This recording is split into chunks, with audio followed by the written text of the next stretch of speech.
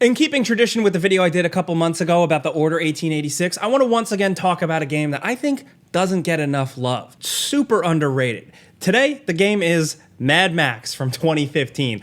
Listen, this game is sick, and it's very interesting because for me as a player and my normal preferences, it actually kind of makes me a little bit of a hypocrite. I'm a little contradictory on this one. I'll get to that, but this is a really special game that landed at a very significant and very special time. It released September 1st, 2015. You know what else released September 1st, 2015? Metal Gear Solid 5, The Phantom Pain. So who the hell's gonna play this? Clearly, obviously, I'm very biased. I actually did, I think I was actually reviewing and talking about games back then, so I did get a review copy, so I managed to kind of like cruise through some of Mad Max, but my focus, my whole attention, the culture at the time, like my whole being was about Metal Gear Solid 5. So I never really got the time to really go on record about how the game is actually pretty damn great. It's funny because it's technically a licensed game. Like, it's based off of a movie franchise. It's published by Warner Brothers. This was before they started canceling everything. And it's from the Swedish developers Avalanche Studios. This is actually their first AAA game they've really made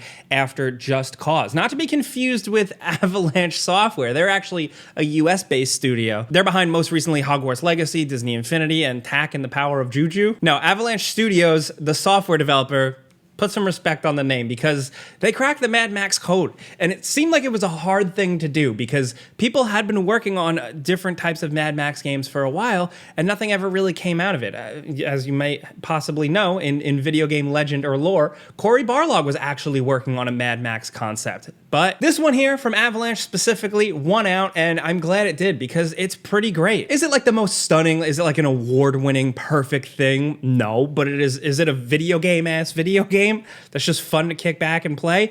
Yeah. It also released at a very significant time and still managed to be decent because it came hot off the heels of Mad Max Fury Road, which I haven't talked about in a long time. I don't think here much, but it's an incredible, it's like a god tier movie, man. That movie from front to back is relentless. And if you ask me, perfect. It's just 100% like my type of shit. So the fact that a game, so Mad Max was May 2015, Fury Road. And then the fact that this game was September, coming hot off the heels of that, it had a lot to live up to. And while yes, it's not this crazy epic thing like Fury Road, it's damn good, and it is a completely, own experience. It does actually have some connections and inspirations from Fury Road. For example, like one of the main villains in the game is technically Immortan Joe's son. Gastown is a whole big thing in the game. There are references, there are similarities. They did also, I believe, consult George Miller, like before they really started like developing the game. So there's connections, but it's like Mad Max should be, really. Every single time, every single iteration is a new, self-contained, weird thing containing similar elements, usually centered around a gruff Australian dude and his car. And I think that's the thing here, is that it's simplicity in plot. So really the story isn't really gonna blow you away in any way, but really what I like is the world they build around it, just some of the lore, the groups of gangs, that type of stuff. Ultimately, it's just Max stumbling his way through the wasteland he's trying to get to a certain point, and it's like, how is he going to do that? And it's kind of just like another day in the life of Max Rockatansky. But really the one core thing that I do really like is the supporting character, Chumbucket. Chumbucket, this little goblin dude, this unfortunate man, is a vehicle combustion engine worshipping guy. He treats cars like deities, and he is obsessed, and he is what they call a black finger. He's a super technical, like super genius mechanic that can build anything in this wasteland, and he's just really quirky and funny and weird. The way they write his dialogue, and he speaks in like fake Bible verses or like weird religious quotes, but he's really just talking about like transmissions and, fuel injections and stuff. It really, really works, and it also works because it's got that harsh Mad Max wasteland thing where Mad Max himself does not give a shit about this guy. He is using him as a means to an end.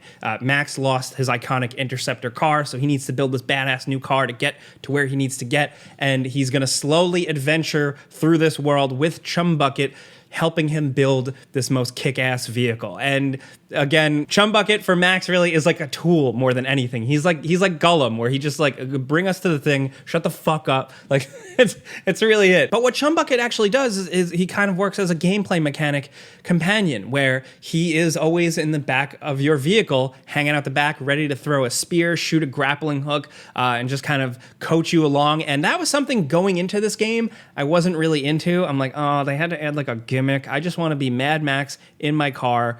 I should be alone. Why is anybody else around? But it really works. And it really works because the gameplay is damn good and his inclusion really works. So I'll get to the car combat in a sec, but let's start with the hand-to-hand combat. This game is open world. You go around, you get out of your car, you punch dudes in the face. That's really it. But the combat manages to actually be pretty good for how simple it is. It was the time where everything was trying to do like an Arkham-style combat thing with quick counters and then, you know, quick response hits. And it really just sticks to punching. It is super duper simple. You can roll, you can block, you can parry, and you can do fast hits or heavy hits, all with one punch button. It does a really good job of like, so like you can kind of hold the X button and wind back and pop a dude like that. And it's just really, really satisfying to pull that off between multiple dudes, where you quick hit a couple guys, parry another guy's coming up behind you, you time your punch perfectly and pop them. Just feels good. As you can probably tell, I am definitely an expert on punching people in real life, but it works good. It gets challenging thanks to some enemy types and just like the pressure that really builds up. It's not like the most incredible combat ever, but it's good, turn off your brain, fun combat that's engaging enough and raw enough. You know, blood goes everywhere. Your face gets bruised, dudes get messed up, and you can also whip out a gun. You have a limited use, like little double barrel shotgun kind of sawn off type of thing. And in good Mad Max fashion, like you only carry a couple of bullets and you have to use it effectively here and there. It's really cool to walk into a crowd of goons ready to fight you and you just shotgun one in the stomach and then they all kind of scatter and flip out for a second. And they do it really well because it is a limited use. It's also very slow but very powerful, and the sound, and every time you fire it off, it's like a big deal. They make the gun scary and it works, but then you hop in your car and you're driving around and there is car combat and it works really, really well. Thanks to using Chumbucket, you hold a button down, you can aim with him, a little harpoon gun, rip bumpers off of enemies' cars, pull their tires off, you can ram into them, and you can do even more as the game progresses. They add more and more, and your car gets more and more powerful with how you can ram, how you can shoot certain things at cars, and the way it progresses through the upgrade tree, along with Max himself, you're also upgrading him, both his skills, his health, his fury, his rage meter, to also just like building up, getting a cool jacket, getting cooler gloves, like stuff like that. But the car, building that thing up and customizing that and getting more moves, and the car combat just gets like more and more deep as you go along.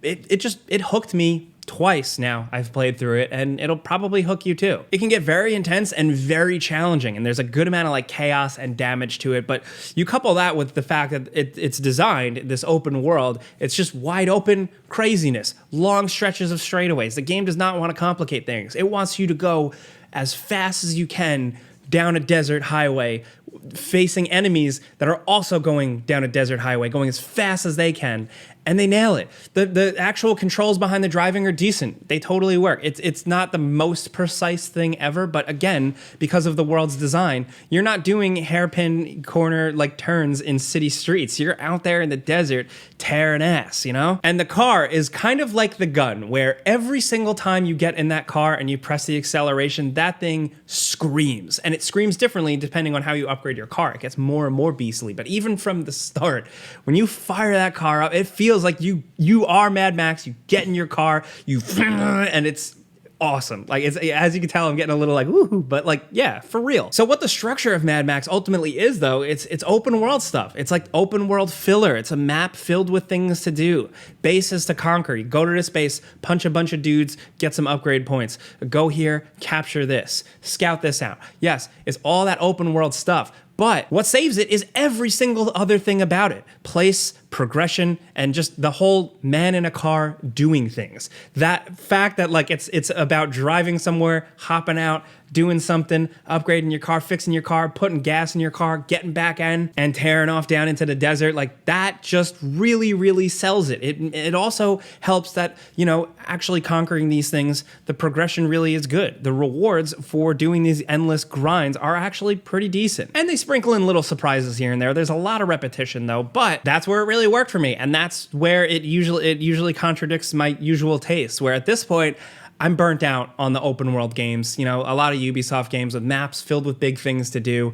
I bounce off. I don't want to do all these endless things that are created just to keep me busy, right? But Mad Max manages to be one of the few that come along every couple of years that really hook me, and I see it through like 1,000%. And again, I think it's kind of just the world that they built, the fact that all of the little elements from the car combat to the punching is satisfying, but the fact that, again, it's like a man in a car adventure, and you do have that freedom and that sense of speed, and also the fact that you're in this world that is actually really unique. What they nailed here is a really, really good sense of loneliness. There are a couple of abandoned buildings, you know, crumbling highways, but ultimately, this world, this type of like end of the world Mad Max place has been abandoned for so long that it is completely transformed. There are like weird volcanic areas, vast deserts, dry lake beds, canyons. There's so much going on despite it basically all being like brown and gray. The variety is great, and especially at night, there's just something mysterious about this world that they really nail. All of the areas really give you kind of like a sense like you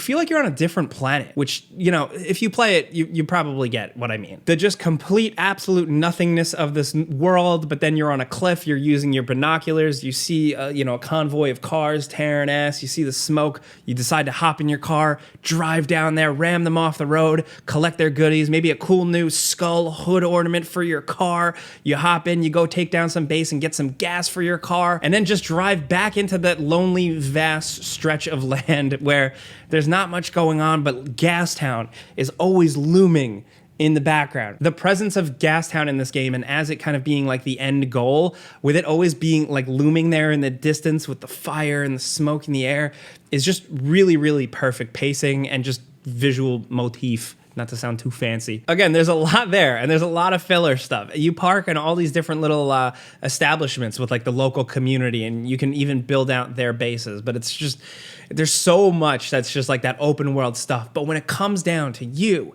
being Max in your car, ramming dudes off the road with your little goblin boy in the back, punching dudes in the face, just doing Mad Max stuff, it really nails it. And as much as like you might say like, you know, every game shouldn't be this open world grind fest, here it makes sense. Like you do want to spend as much time with Max and as much time in that car as possible. And they totally nailed it, and I still think it is absolutely, absolutely worth replaying. It holds the hell up. 2015 is an interesting time where some games, even still, it's just a couple years back, some of them are starting to feel old. Mad Max doesn't. The PC version is absolutely stunning. And I most recently replayed it on Xbox Series X with the backwards compatibility. So I got it at 60 frames a second. The game running on PS5 is also pretty decent. So you have a lot of options. It's cheap.